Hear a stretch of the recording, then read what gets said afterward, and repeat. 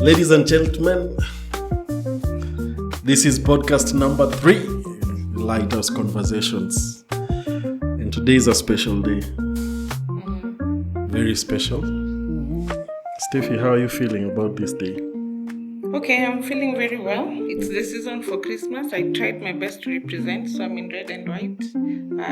Merry Christmas. I hope it will be out on time. If not, we wish you well and good tidings. Yeah. We are recording this 3 days before Christmas, so it can't be out.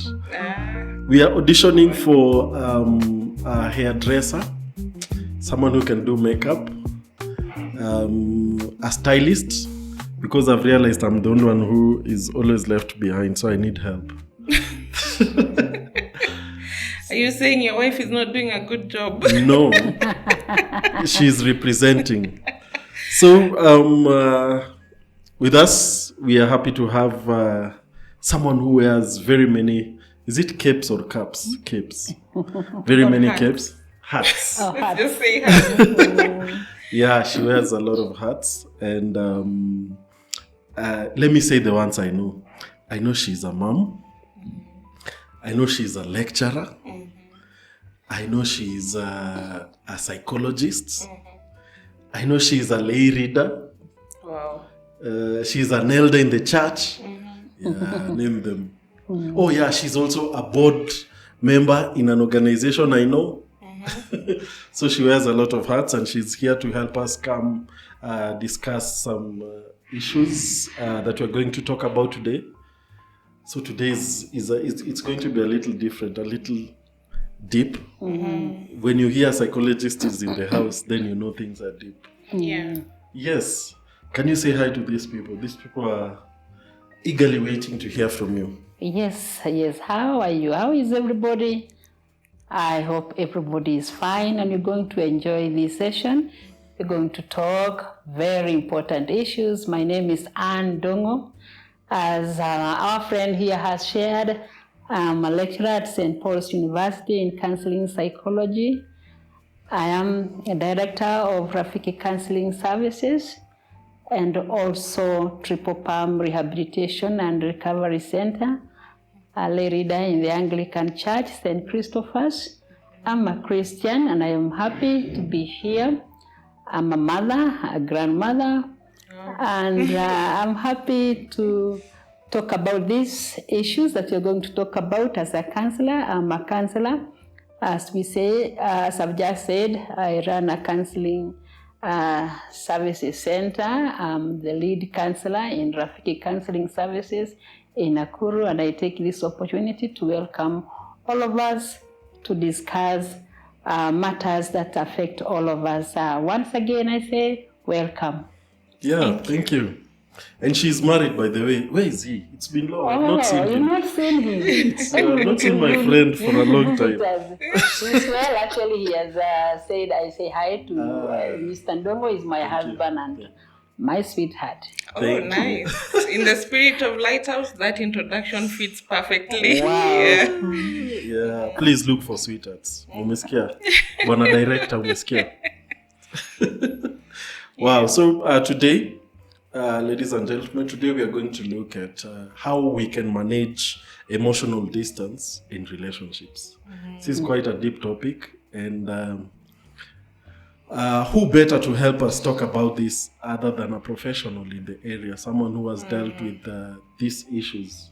Yeah. I know you've done this for a long time. Yeah. And we hope that God is going to help you to give us direction, especially those of us who are feeling emotionally distant, or how we can prevent it. Yeah. So maybe just to start us off, maybe you can give us both academic and natural explanation, just a simple explanation of what emotional distance is. Yeah. And when we're talking about relationship, we're talking about marriage relationships. Exactly. Yes, we are thinking about a couple. We are talking about a wife and a husband. And when we talk about emotional distance, we are thinking about disconnect between the two, feeling like we are not walking the same way, feeling like I'm not understood, I don't feel close to this person who is my spouse, and I don't feel like I'm understood in that relationship, in that connection. I feel alone. I feel like we are not walking the same road. We don't seem to understand each other. And all these, we can have so many verbs to describe it, but in short, we are saying that disconnect between the two who are meant to be one. As the Bible says, the two should be one. But when these two are not one, they have no feelings towards each other, then we talk about emotional distance. Yes. Wow, that's interesting. So I'm just thinking about it in a Kenyan context. Maybe what examples can we get of a situation where culturally as Kenyans we can say that you're feeling emotional distance? Steffi. Yeah, so maybe from my thinking, it's basically when you are trying to connect to this person and it's just not working for some reason, and probably we'll get to know what are those reasons that may cause such issues, but you're really trying to be in touch with this person that you're calling the partner, but then it just refuses. There's no communication, there's no connection, absolutely nothing is working. I'm trying to think of something that many people say, that love usually ends, that after you get married there's usually a lot of fire, and then after some time you feel like you do not have any connection with the person you got married to, and that fire is said sometimes to have gone down. So does this qualify for emotional distance? Emotional distance, we may not really say that it's an extreme, that one end to the other. Actually, it ranges. Sometimes you don't feel the mood of being together or even talking. And this is a common thing. It's a very, very common. Today I don't feel like, I'm not in the mood. I want to read my own books. I don't want to participate in anything physically, discussion, financially. I want to do my own things. So it happens quite a lot. And especially between 0, from the day of marriage to around 10 years, it's a time of this disconnect. We become the order of the day. But as we say, the degree varies. The degree varies. So it is not something that we can say it is always 100% disconnect. It varies. And what people do in between is what matters. How we handle those feelings. And they are allowed to be there, because these two are very different.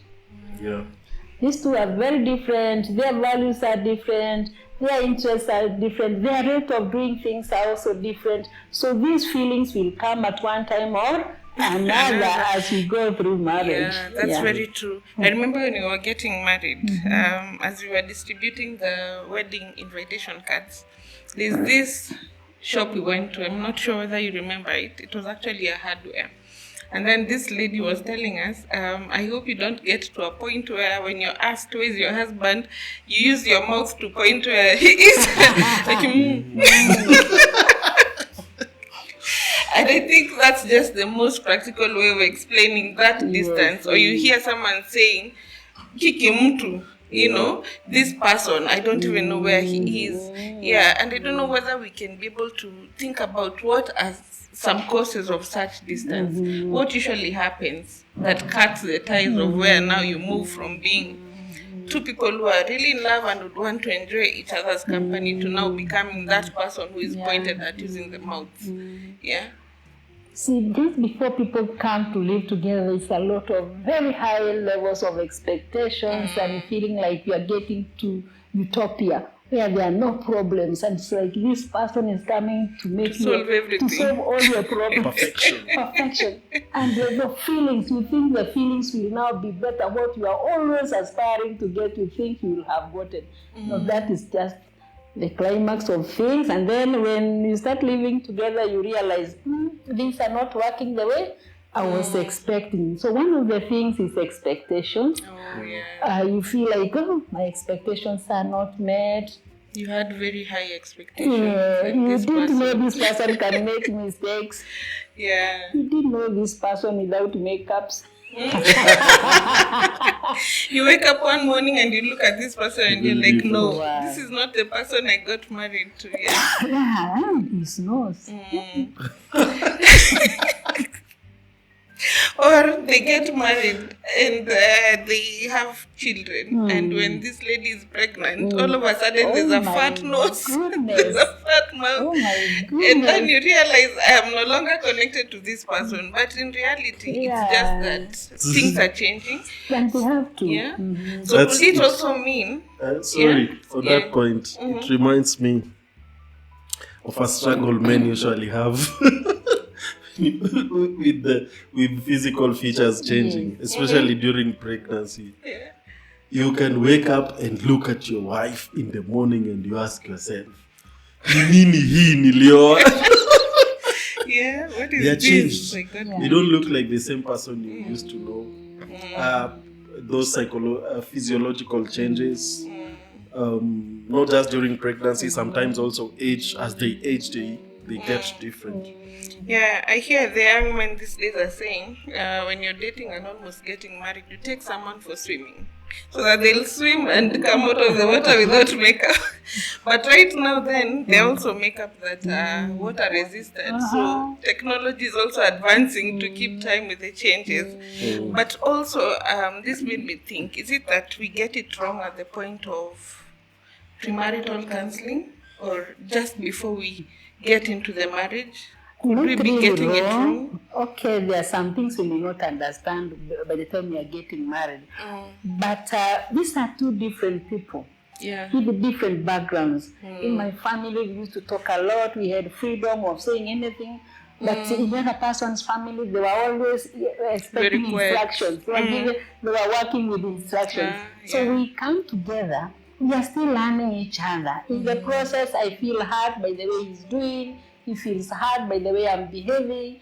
I used to talk with the fear and respect. Now I'm asserting myself, and this will hurt him to some degree. He will also expect me to be like his mother, and this will bring a lot of conflicts. And just a minute, before you think I'm your mother, I want to tell you who exactly I am. And at that point, this man will feel, no, this is not the lady I got married to. Yes. So those feelings will come at one time or another because we have different backgrounds, different upbringing styles, different personalities. So all these will bring differences, and we have to keep learning. By the way, you'll never learn your husband fully. Yeah. Even after living with him for 50 years, you see, you had a 60 toe. I didn't know. You just realized it at 50. That's Wow. interesting. Yeah, you can say sad things, you know. So sometimes if these issues are not addressed, that gap will always be there. Sometimes even biological performance, what we expect is not what you get. And this can bring the distances, and you feel like this is not the right person for me. And people must think about how to deal with those gaps. Yes. I think that's very critical. Knowing that there are challenges that could come up, but also how do we deal with these challenges? Probably that is where we'll help resolve, that is what will help resolve most of these issues, yeah? Wow, okay. So I think that tackles the science. Yeah. So how can we say now these two human beings have emotional distance? Yeah. Proceed. I feel like I'm itching with this stuff. Steve, what examples do you think you have? This one day we were going to work, and on radio we were the two of us, and on radio, they were talking about this thing of emotional distancing, and they were asking, how do you identify that in a vehicle, the two who are inside that car is actually a couple, and not just a couple, but a husband and wife. So meaning one person will be driving and the other person will be counting trees. So we are not connected in any way. Sure. We are not conversing. But if you see them talking at each other, probably those are siblings or friends, but there's no relationship in there. I don't know. I'm thinking that's just a practical example of a sign that you would use to identify the presence of emotional distance. You're basically not wanting to have a conversation with someone. Yeah, not wanting to talk with this person. You want to keep your distance. So people are not talking. So physically, people are doing two different things. You come to a house and one is watching TV, the other one is reading, or the other one is in their mobile phones, social media. They are not even sharing whatever they are reading. Everybody is doing their own things. And during this time, there is no feeling, no attachment, And sometimes people want to keep distance. You sit facing east and I sit facing west. You walk on that side of the street, I walk on this one. Let's meet at our destination. Because at this time, the couples you usually see, one is walking 1 kilometer away, or one is rushing and the other one is following up running. So I know there are some frustrations and a lot of things that could actually lead to such things to happen. And can you confirm, Anne, that if we are not careful with such things, could actually lead to separation? Someone feeling like, I don't want you anymore. I just want a divorce. This thing is not working. You're not the one I was meant for.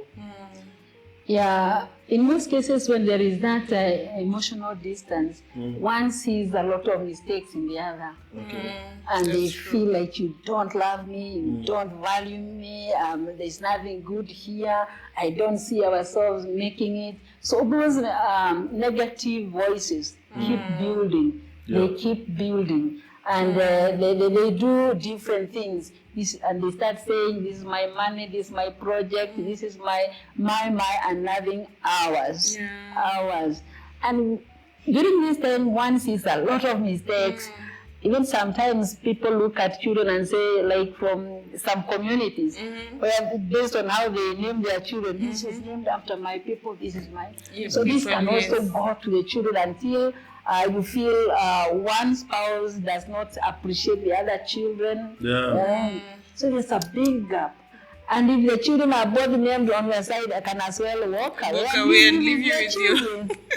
So it is possible. You can lead to that. And sometimes it becomes so painful that some people would even want to do things that are going to close their eyes so they stop seeing what is happening. So they will start drinking. They try drugs here and there. They try other relationships out. And this will even widen the gap to a point of even seeing divorce is a better option. And even beyond the divorces, there's also this issue that has been cropping up of gender-based violence. Femicide. Not just to the females, but I'm thinking even the men sometimes also affected in this. But I'm thinking this emotional distance, you see what's from the abundance of the heart. So the mouth will be able to speak. And you'll start believing those things that you're imagining. And you'll start seeing this person as an enemy. And even destroy them. Because we've had cases of someone killing the children and the spouse, then committing suicide or running away. I mean, There's a lot of resentment during that emotional distance, and you don't value the other. In fact, some would even feel good when they're inflicting pain on the other person because there is that feeling you don't care for me, and so I can as well hit back as a way of defending their emotional feelings of being rejected, isolated, kept away. They hit back. So it's like I think we are saying, it starts small, and when you're not careful, things end up bursting. You feel like you do not care. And I'm just looking at our Kenyan and African context. I'm sorry if this hits you, but you get at some point you even start thinking, hey, I need to take this wife at home. This one needs to stay at home as I work in Nairobi. Yeah. Most women have now been taught, I think in the past, it's slightly ending, but it's a culture that we've had. This woman needs to stay at home. And I think also that physical distance can also be a problem towards developing the same problems. Yeah, and maybe not just on the wife being in probably the remote areas, but even people working in different towns, just physical distance. I believe that is one of the biggest challenges that marriages are facing. Yeah. Because at the end of the day, times are hard economically, and we feel like both of us need to work. But unfortunately, we do not have the free will to decide where to work. We basically go where the employer takes us. And that physical distance, I think it also reduces the fondness if people are not very intentional about making quality time for being together. So that physical distance would definitely create a ridge. And I've had an emerging story that I've had in so many different scenarios in groups and even in discussions, where people are also pretending to be married to a husband or a wife, but they're actually homosexuals. And I'm thinking this could be psychological issues. Yeah, because how do you just marry me and then in between the marriage you decide I like men? I no longer like women and I like men, and I'm going to use this woman as a figurative person so that people think I'm okay. But ideally you're living a double life. This could be beyond just this partner being emotional distant to you. I think this is psychological. I don't know, how do you just switch? That's serious. You see, the way this person sees themselves, they know, I feel within me I'm not a man.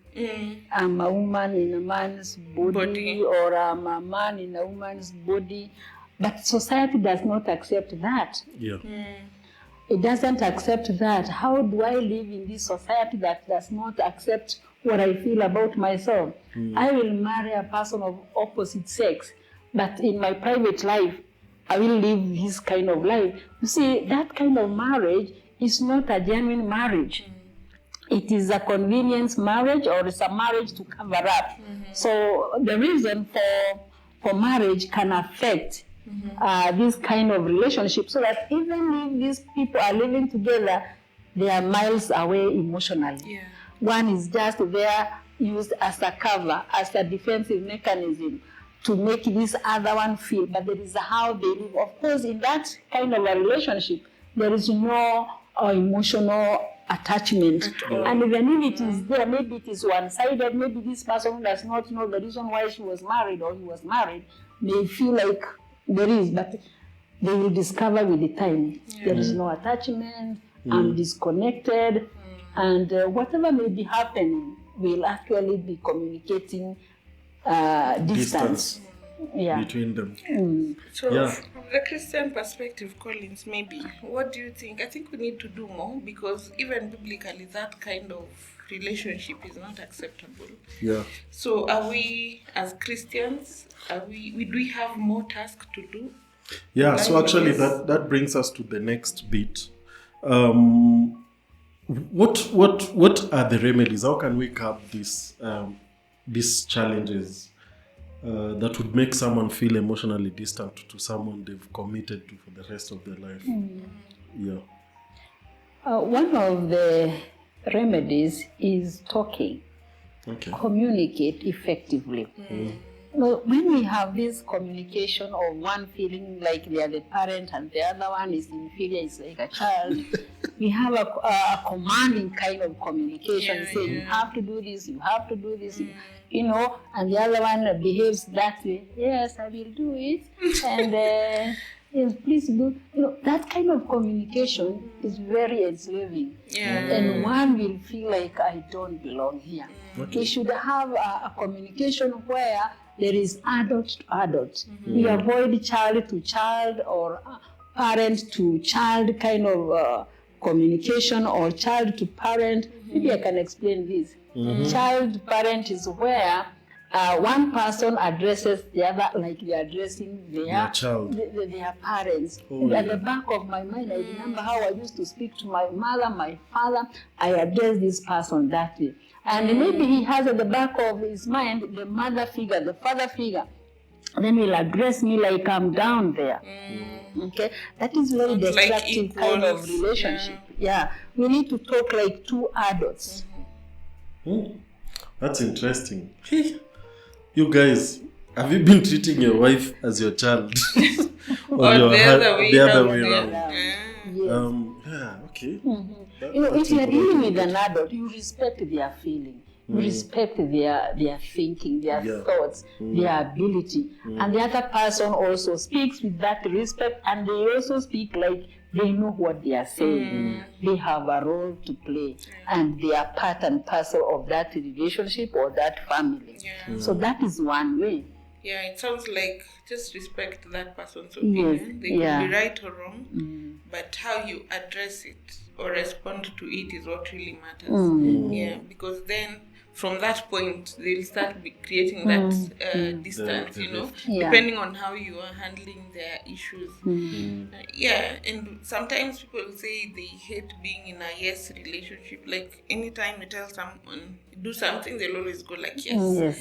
And they're never questioning your authority, and you're also feeling like, how come this person never even says anything about this?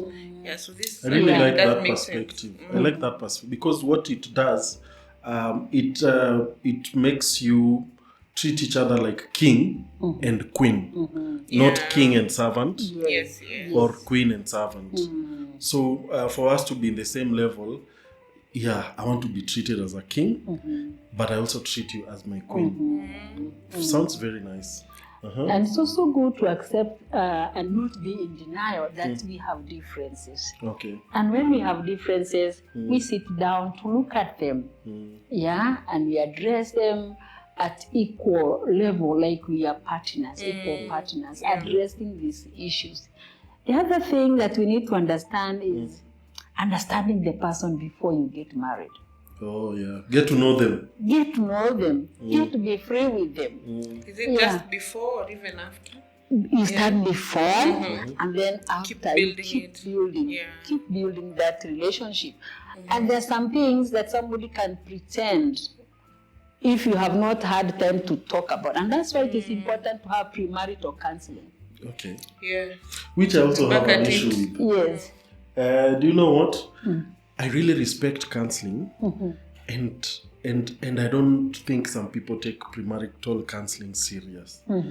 That thing is very important. Yes. You go to some churches, there are people who take 1 year to take someone through premarital counseling. There are people who do 1 week. I was surprised. Even a few days, like they rush it Done through. 1 week of premarital counseling. Yeah. Or even that morning of the wedding. Yeah, and that's so sad. Yeah. I think even as part of Lighthouse, we've always thought about this, and we're thinking we may be talking about how you uphold your marriage and make it work, but maybe this person was not even taught about how to hold it together from the word go. So I think it's time we start rethinking about our conversations around how do we handle premarital counseling so that it becomes beneficial to this couple. And even these things that we call bridal showers, and I think, what do men call theirs? That shower. I am not sure I have the right name for it, but I think it's important that we change how it works. Tell people the reality and also guide them towards solutions. In case this happens, this is what you should be able to do to bring it back together. Yeah. I'm interested in knowing how you'd, and what would you recommend as a perfect premarital counseling procedure from a psychologist's perspective? there is no one that we can say perfect, but one that can help people understand each other. Okay. Like you have some topics, go through these topics. Some of these topics, if you look at them, you sit down and write them down, it may take some months, 6 months, 7 months down the line to really go through. Like you need to understand this person's maybe they are biologically, do they have an inherited condition so that they are not surprised at one time? What about their emotions? How do they handle their emotions? What are their interests? What are their goals? How many children would you like to have? How do we relate our in-laws and all that? How do we relate with our friends? These are issues that bring differences and many other topics. Financial balancing at home, prioritizing projects at home. If people can understand this before, even if they come up when they are in marriage, it's not be a big issue. Yeah. Because they had foreseen some of these issues and they can talk about them freely. Yeah. So you're just stressing on comprehensive counseling. Yes. Premarital counseling. Yes. And all round. All Not just round. on, you'll hear people just talking about sexual matters. They leave out finance or talk about communication and leave intimacy and talk about, Interesting. make it wholesome so that Yes. you build an all-rounded unit. Yeah. So that people don't just marry for the sake or do what is called convenience marriage. Yeah. Marrying this person because I'm already pregnant. I'm marrying because we have cohabited for some time. You see, Or my age is catching up. my age is catching up. And my relatives, it's Christmas again, or Yes, we are bound to go yes. for a reunion and I have no one. No one. You know. Yes, yeah. I need to take somebody home. Yes. Marry right. Yes. Yes, it's good to marry right.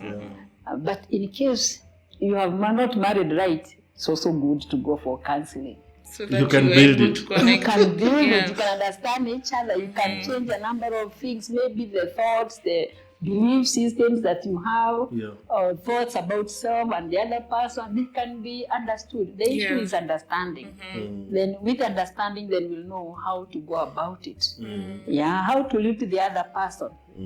Yeah. Okay. Yeah. So we've talked about premarital counseling so much, and we even forgot you were telling us, you're giving us the remedies of ensuring there's no emotional distance. Yeah. So Yeah. so you exhausted all of them. No. One of the things that makes sure that there is no emotional distance is accepting each other and be ready to handle the issues that we encounter on day-to-day living. Right? How was it at your workplace? This is what I did. I encountered this. Hey, how did you handle that? We learn to support each other. Look when like we are you're doing- interested in that person's life. Yes. Yeah. And be ready to also expose your life. We live our life like it is one. But when we have this, me and you, and we don't have interest of knowing each other, supporting each other, these issues will always come. So it is good to talk about the issues, be interested, be open, be genuine, right? Where there are weaknesses, like we all have weaknesses. Where there are weaknesses, we accept them and see how we can adjust. Yeah. Wow. Okay. That's nice. So guys, there you go. You have the remedy. I think, Collins, there's one aspect that we really also need to stress on. Yeah. And I think we've missed it out. And for me, I feel like spiritual, like us having a connection with our spirituality. Like if you're a Christian, church is also a place that you can go for resolution if these things happen. Yeah. So I think we also need to stress that there's power in Christ. And us being people who are believers in Christ, we've seen it. There's power in prayer, because you find in the deepest, people who are in the deepest pit, they will always remember, now I need to pray and ask God to help me. How come all along you are not thinking that there's God? Then now when you feel like you're stuck and at the bottom of that pit, then now you remember there's God. So it means at any point in your life or in your marriage or in whatever situation you're going through, invite God. That's Yeah. true. Yeah. I think we are not saying that Christian marriages do not have issues. Yes. We also have our very huge share of issues, but what you've said, I think Christianity really puts a cage around people. To some extent, it protects you. And I usually say when you have a spiritual cover, Yes. the weapons that are fashioned against you You'll not prosper. will never prosper. Amen. If you do Christianity right and also do marriage right at the same time. Yeah. So even when these distances also come, I think God will always put an edge of fire around you as a Christian. And like you're saying, constant prayer. Those who believe in the power of prayer. I know even psychologists say you must believe in something. This is what we are saying. Yes. Why do we have differences in values? Maybe because of your religious Your attachment faith. or affiliation or whatever, your faith. As a Christian, how do you practice your Christianity in marriage? Yes. And you're talking about spirituality. How genuine are you in relation to God? When you have that right relationship with God, then you'll be able to love. You'll be able to speak genuinely. Yes. You'll be able to forgive. You'll be able to accept the person as they are. Yeah. And you'll be able to even pray together and support each other. That's true. We are saying we cannot live a healthy life without being spiritually upright. Without practicing the spiritual aspect of us. Having that connectedness with God, starts with connecting with God. Yeah. Then we can be genuine with ourselves, accept the other person's weaknesses and strengths, see what you can benefit from them, not being judgmental. It is spiritual, not being judgmental, and accepting each other and being there for one another. And that will reduce the gap and create a strong bond where children can be brought up in love and in unity. Yes. Wow. That's nice. Yeah. Sounds good. And if things get worse, we have people like Anne to come in to help. Yeah. I know you've Intervention. counseled many people. Yeah, we do. Africans don't like counseling. Wakisikia the term counseling, most of us run away. They think you have serious problems. And counseling is for weak people. We are serious proponents and advocates of counseling. So if you have issues and things are getting worse, please talk to a professional. Yeah. There's a reason why these people exist. And I know you've helped many people. Quite many. And I want to say, even in the African life, there was counseling. A lot of it. The only thing that has happened, we have changed our way of life. Our culture has changed. The way we used to coexist as members of the same family, you knew uncle would talk to, Shosho you would talk to when you have issues. We do not live with them anymore. Yeah. People who would have counseled us, we do not live with them anymore as we used to. And that's why counseling is coming up, where we can get this support genuinely from right people without fear that you will hear whatever you have said among the people around you. So the present psychological counseling is replacing the African counseling style that used to be there. Only that we are not conversant with it, but it's powerful. It works. It works. Guys, test counseling. Yeah. There is power in counseling and therapy. Thank you so much, Anne. God bless you for the session we've had with you. I know you guys are enlightened. And we'll still come. Yeah. We are going to engage her in a lot of topics that need direction and her experience. Yeah. And the Bible says in the book of Colossians chapter 3, verse 14, that, and over all these virtues, put on love, which binds them all together in perfect unity. If you look at this verse, it talks about being intentional with love. Yeah. You cannot grow a relationship if you're not intentional. Yeah. Emotional distance will continue to grow if you do not do anything. All these remedies that have been given here, if you do not intentionally work on them, then it means nothing is going to work in that marriage. The two of you need to sit down and, like Anne says, talk and address these issues And fortunately, you've been given some remedies to also do this. So we wish you well as you work towards reducing the emotional distance. Yeah. Steffi, what do you want to say as we leave? Yeah, from the lighthouse, basically. From the lighthouse, basically.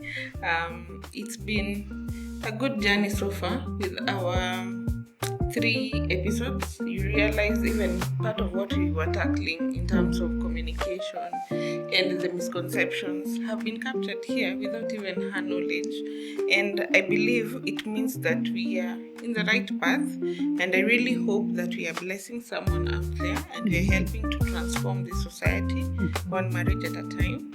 And I look forward to even having more sessions with you, Anne. Thank you very much for joining us. And even for future sessions that we'll be having, I really look forward to engaging with our viewers. Yeah, so we're still leaving the 99 just for that one, which is you. Thank you so much. That has been the Lighthouse Podcast. Let's meet in the next one. God bless you.